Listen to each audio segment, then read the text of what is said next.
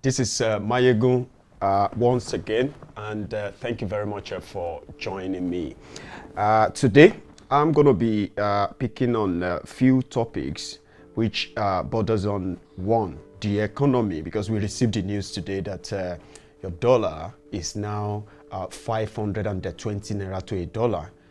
And as we all know, this will have its own ripple effect. And I'm going to be analyzing few of how this is going to affect you directly. Remember when I did tell you then that elections have consequences, right? Well, the consequence or the consequences period is here.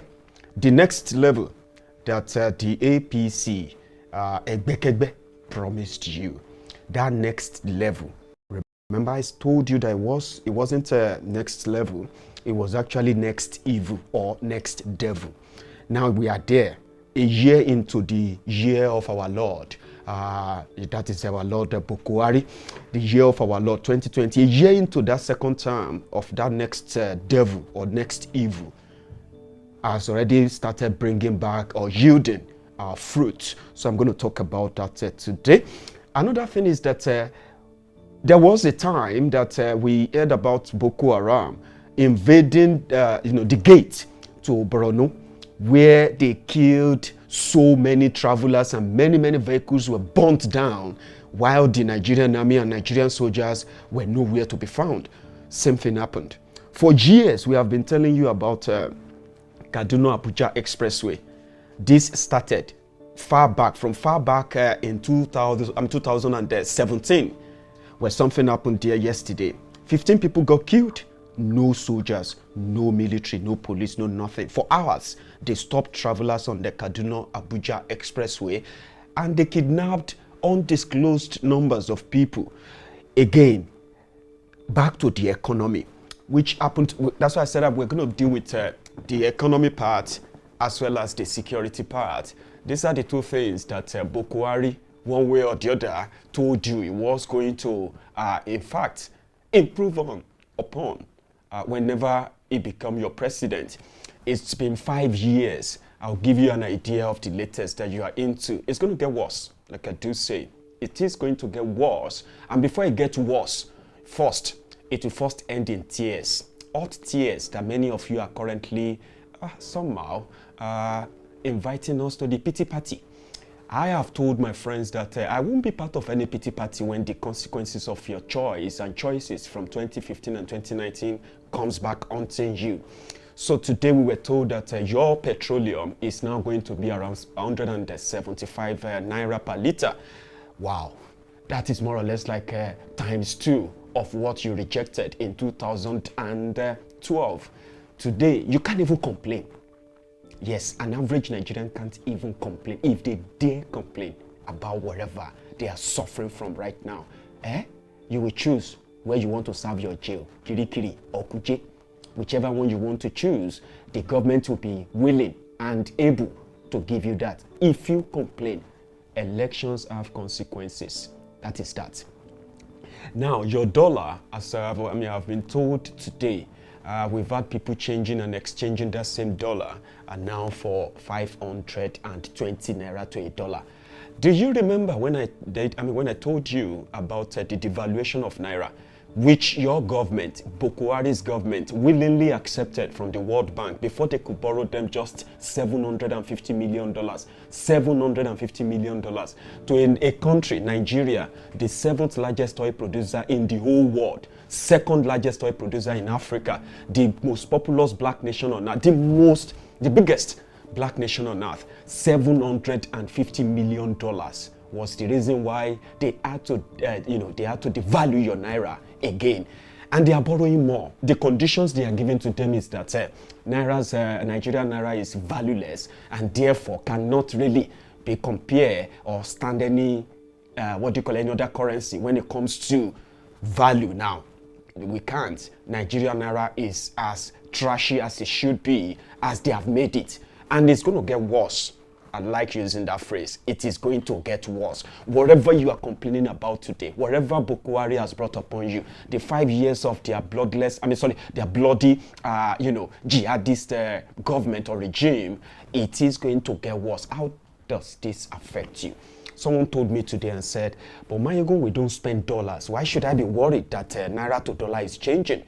I understand you, bro. I do. But let me be honest to you. This is kind of ignorance that they trade on by making you play down the danger they are pushing you into. Economic strangulation, economic ostracization, whereby they ostracized you economically. When you dip your hands into that your pocket right now, maybe I should put it that way, maybe it will make sense to you, okay? Let's say currently you have a million naira in your bank account. 1 million naira, wow, lots of money, isn't it? Well, not so lots of money anymore. In 2015, that your 1 million naira, right, will be 1 million naira. But you see that your 1 million naira right now, the value of it has lost quarter of its value. When I say quarter, it means that your 1 million naira is not worth more than 250,000 naira in value. Okay? So even though you feel good, and let me give you another example how that comes to be. In 2015, your minimum wage in Nigeria was around 7,500 naira, remember? Now, let's say you were collecting 40,000 naira, even when they were paying people 7,000 minimum wage. You were being paid 40,000 naira. Now, in the last 5 years, if your salary hasn't changed from that 40,000 naira, or maybe if you're lucky, let's even say they have started paying you 60,000 naira now because your salary has increased by 20,000 naira.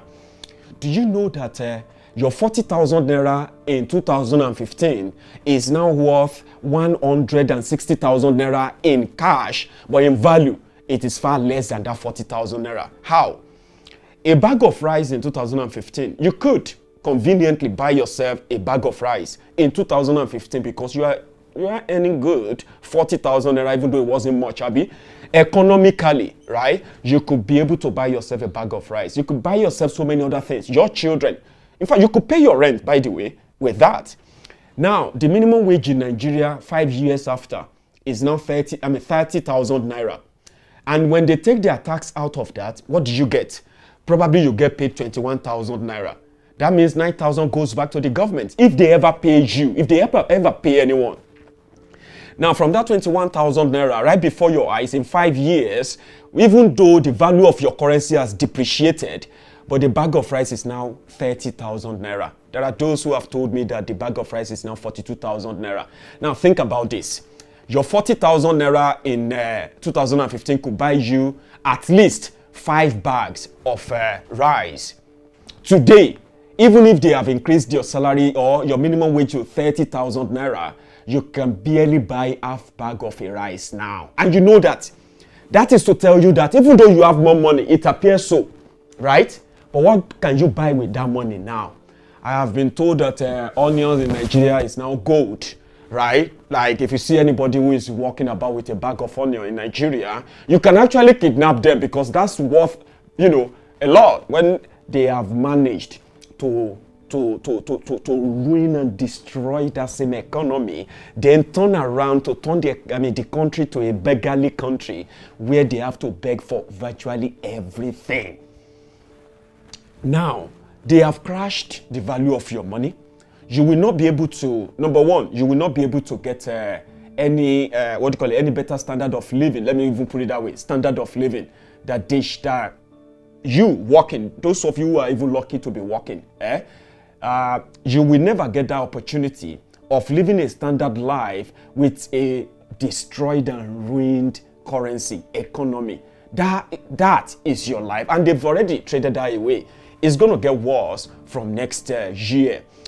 A country that has become beggarly, that is something that should give you a concern.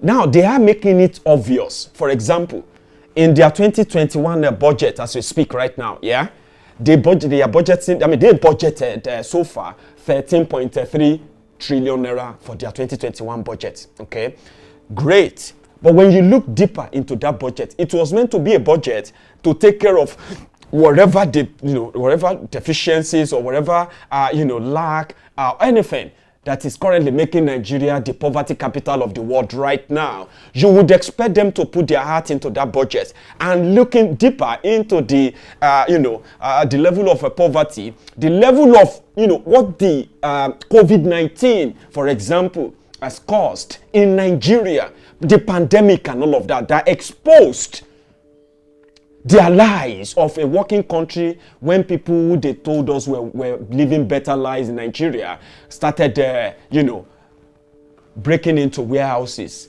And they came back to call them, call them hoodlums. So you would expect them to put their mind, their heart in that budget, whereby they will tackle what they told you is the problem facing the country, poverty.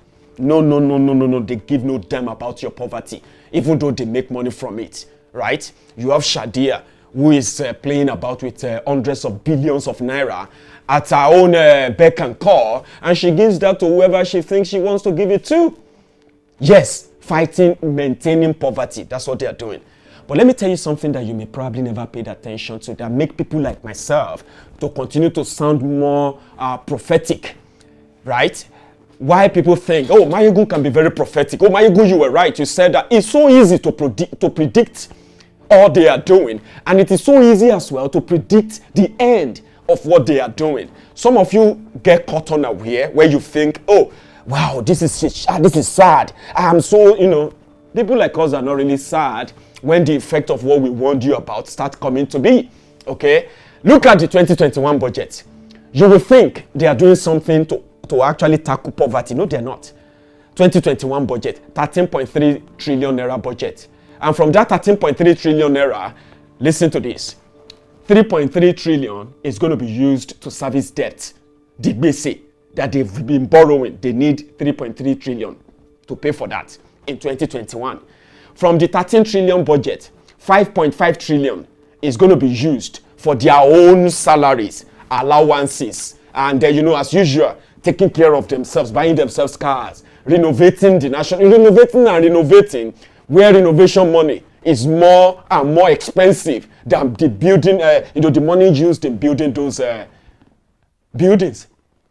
So they want to spend 5.5 trillion. So when you combine 5.5 trillion plus 3.3 trillion, what does that give you? It gives you 8.8 trillion. Maybe let's make it approximately 9 trillion naira.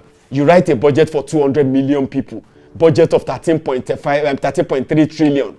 And from that budget, you are going to spend a chunk of it, about 80% of that money, you are going to spend it on yourselves. They don't even have the money. That's another twist to it, okay? They don't have the money. They have to borrow. From the 13 trillion they are budgeting right now, they are projecting to be able to raise 7.5 trillion. 7.5 trillion from 13 trillion. That means they don't even have, they don't have more than 5.5 trillion of the money. Or 6 trillion, I would say. They don't have 6 trillion, even though they have budgeted for that.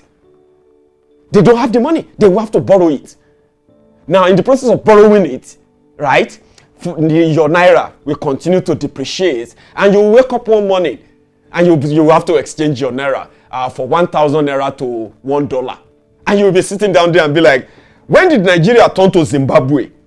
Yeah, you're on the journey to, in fact, if you are lucky enough to be to Zimbabwe in another 3 years, I will actually have to send an award of excellence, award of achievement to Bokohari, myself, signed by me. You will be worth more than Somalia. You have no idea. You see, when you have Somalia and Zimbabwe all together, that's the scenario of what is coming. Politicians are spending, they are budgeting money they don't have. They are already looting it even before they even get the money. They want to borrow that. And they are comfortably will spend over 9 trillion naira in servicing the debt, which is actually what you are paying for when you pay for their luxury. When the presidential jet, and they are still maintaining 10 presidential jets in Nigeria, poverty capital of the world. You still have, you still have Bokohari budgeting for Aso Rock Clinic And you will realize that the budget for Aso Rock Clinic is even more than the budget for the National Hospital, Abuja. National Hospital is meant to be a bigger hospital, right? But Aso Rock Clinic is meant to take care of a Bokohari. And since they have been spending that money on him, changing his diapers, changing his nappy, and the rest of that, ordinary ear problem, when it became deaf and dumb that time, they couldn't clear it. They had to fly him out. Billions and billions, and they continue to spend that right there. So they don't have the money. They need to borrow it. Who borrows money to just buy luxury? Who sit down and budget on money they don't have? Nigerian thieves, Nigerian politicians. So I told you the other day, I said, una don't buy market. The fact that they told you that you are going to next level, I said, listen, next level. There is no next level. Where you are going was in fact the next devil. And you are going to witness the next evil, which is going to even be worse. Remember, in first term of Bokohari, when they were still pretending to be interested in providing security for all of you, Bokohari said he was going to be leading you from the front. I will lead you from the front. I, Muhammadu, which I love to call Mumadu. Mumadu Buhari, I am going to lead you from the front. I will defeat Boko Haram. Today, you know this truth, though it's all right. You can find excuses for them, okay? I understand. Don't worry, okay? But know this. Today's victims, they were yesterday's survivors. You see, tomorrow's victims, they will be today's survivors. Those who survived Boko Haram before Bokohari became a president, and they also survived Boko Haram under Bokohari. So far, some of them are not living again to tell the story, because as they were running away from Boko Haram, they were meeting their cousins on the way. When they managed to escape from those ones, they will meet all their distant cousins too, from Libya, Mali, the Fulani terrorists. If you escape those ones, bros, I am very, very, very sure that you may not escape that of the bandits, the executive omoitas, the government Peking. Do you know they are also collecting tax now? Imagine bandits asking you to pay tax. Just think about that. I'm talking to you. Just imagine it for a minute that you are going out of your house just to go on to, with your, with your own daily business. Yeah, you are running your own business, you're managing your own life, going about your normal business undisturbed. But before you can get to that your business place, you will pay tax to bandits. Even though they are telling you that they are doing everything, they have shot this, they've arrested this bandit, they've arrested these cattle rustlers and all that. They are all fake news. Fake news. Your government, which actually make up, produce, and spread fake news, is the same government that is now hunting you down. On insecurity, look at you. Look at Nigeria.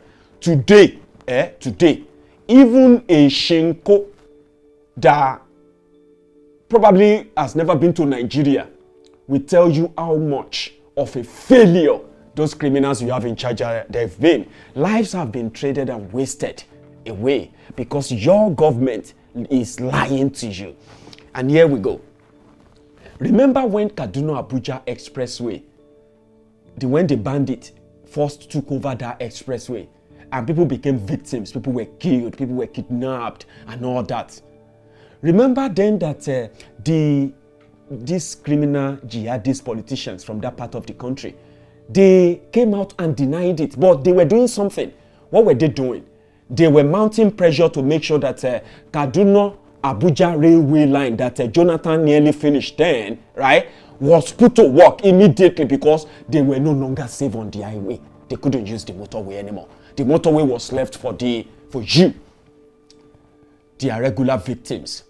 Right? So, today, as we speak, they have abandoned Kaduna-Abuja expressway completely. They have abandoned the Maiduguri expressway, Dambuwa expressway completely. There are so many other ever busy motorways, expressways in northern part of Nigeria that have now been overrun and overtaken by bandits. Then you ask yourself, Bokohari said he was coming to fix the economy. He was coming to provide security. He was coming to fight corruption. And all these three, he was actually telling you that he was coming to institutionalize them. He came to institutionalize corruption. He came to ruin your economy. And at the same time, is not providing you any security. Today, even in Bokohari's state in Katsina, think about that. His own state in Katsina, the state governor is busy negotiating with bandits. When they duped him and they told him that they were going to stop banditry, after they collected money from him, I'm talking about the former speaker, Bello Masari, the one that is now doing empowerment for coffins. If you are in Katsina state, you can get empowered. They will give you one coffin. If any of your family members get killed or anything, you get a coffin. It's a state policy. And if you are a widow, they kill your husband, they will give you one goat. It's an empowerment. So this Masari, who had no solution, including the lifeless breeding mannequin, Bokohari, they had no solution to protect their own people direct there, right? But Masari decided to negotiate with bandits. Bandits collected money from Masari. They told him they were going to release people captured. So they released about 1,000, among other thousands of people in their captivity. Masari went to, to the media to celebrate it and said, well, we are freed, we will free more. Do you know what followed? The bandits killed over 11 Nigerian soldiers in one day. Because Masari thought he was smart, they wanted to go and arrest the leader of the bandits. What happened? 11 Nigerian soldiers were gunned down. Like joke. Killed them. Masari came out and started crying and said, nobody should ever make any deal with terrorists. They cannot be trusted. We trusted them. Look at what they have done now. They have killed more people. They have kidnapped more people. Even the 1,000 they released to Masari, some of them have found their way back into the camp of the bandits. People are now negotiating for their freedom. Just a few days ago, some women were freed by the bandits after they were paid money. When those women came out, they said they were raped. Yes, they were abused. Children, girls, they were kidnapped, they were raped, and they also collected money for the ransom, right? And freed them before they freed them. Now, let me tell you this. The way you get to know that your government is the one sponsoring terrorism or making money from it, as we have come to know, is this. Despite all of these atrocities, for the government to show that indeed they are actually fighting for something, for example, you would expect them to come out and show you those they have arrested, those who have committed all these crimes in Kaduna, in Yobe, in Bauchi, in Niger, you know what I mean, in Daura, in Katsina, and all those places where they have displaced people, killed people, destroyed properties, ransacked their villages, and kidnapped people. All those places, you would expect your government to come out and say, yeah, we have arrested these people and all that. No, they won't. Rather, the government is paying them. This is so heartbreaking for anyone who has any kind of, no matter how much how little it is, that anyone that has any tiny bit of humanity in them, you will know how sad this is. People expected your government to protect them and at least shield them from the corrupt politicians. In Nigeria, under Bokohari, they came to institutionalize corruption. Do I need to explain more to you how they have institutionalized corruption? Of course, I will try and show you, explain a bit. Because you know what? When they were hunting people down about those who stole and who didn't steal at the time, you would expect them to at least be honest, honor the memory of dead Buhari. At least he was crying. You remember? He cried and told you that he needed to be your president at least to save your country. Today, more people are killed because of corruption. More money are stolen because politicians are never going to ever deliver or care about you, the people. And when you say anything, you get attacked and picked up. Remember when they told you that they have recovered over 1 trillion or 2 trillion? You remember when they told you their custom was making 1 trillion every year? Do you remember when they told you then that they recovered their loot from looters? Or do you remember Abacha loot as well? All those looted money returned or recouped and all of that. Where are the money today? Because, listen, even when they said I know that, by the way, that Bokohari, since he came to power, is managed so far so good to receive back Abacha loot that is that is total of that is totaling and above, I would say above $2 billion since he came to power. But instead of them to use the money for what they said they will use the money for, ladies and gentlemen, they relooted the loot. How can you reloot loot? Same way you looted the palliative, then called the owners of the palliative hoodlums. This is what they have done. When they asked the EFCC chief, that is the disgraced Maguluta King. Now, Maguluta King, who was the attack dog, the hunting dog for Bokohari, ended up biting himself and swallowing his own tongue in the cesspool of corruption.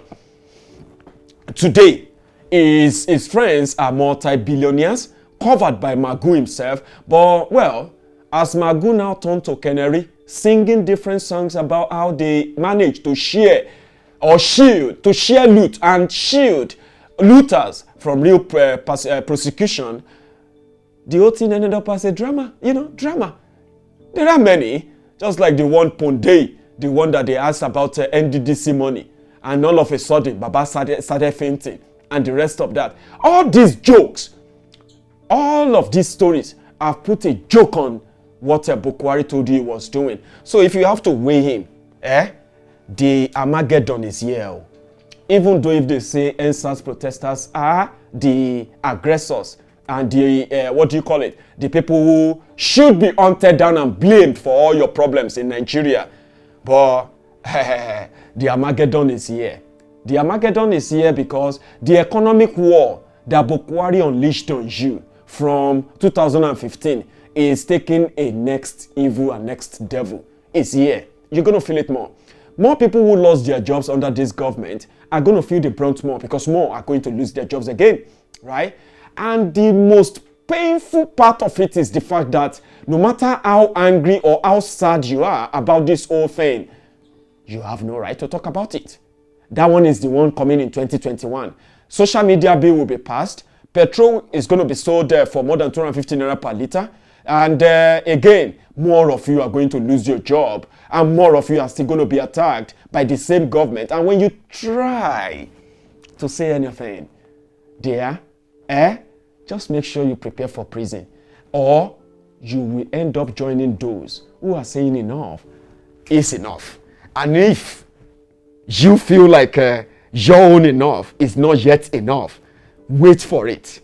It is a matter of time, okay? Buhari has destroyed your naira, destroyed your economy. They have destroyed your human rights. They have also taken away that trashy book called the Constitution. They've already trashed it. You are operating on a different level with the APC, Bokohari, and their team right now. And the only way, as people will say, Maiyegun, what is the way out? Do you want me to tell you? It is not hard. You just need to begin to tell yourselves that you have no country called Nigeria. It was a business contraption put in place or put together by those who never had who never had you in mind. They didn't have you in mind when they were putting Nigeria together. And for those they handed over Nigeria to, they too. It's like, when you are a grave, grave raider. They call them is it called tomb raiders? Those who goes about to raid graveyards of any leftover valuables from people who have lost everything. Nigeria is like a graveyard. Those scavengers, those scroungers, those pickpockets, those lazy, good-for-nothing criminals you call your leaders, right there, they are scavengers. When vultures visit recently a desecrated graveyard, and they go about to feed on the carcass of the bodies of those who are dead or living in the land of the dead. This is what they are doing to you. Every one of them is a scavenger. Every one of them is a scrounger. Every one of them is a pickpocket. Now, if you want to keep Nigeria to what it is, you are not keeping it for yourself, my brother. You are keeping it for the thieves who are as lazy as the country they are bequeathing to you. Are you going to take that? Or are you going to stand up and stop them? It is all over to you. Yes, over to you. Thank you very much. I'm going to see you some other time when the time allows us again. Thank you.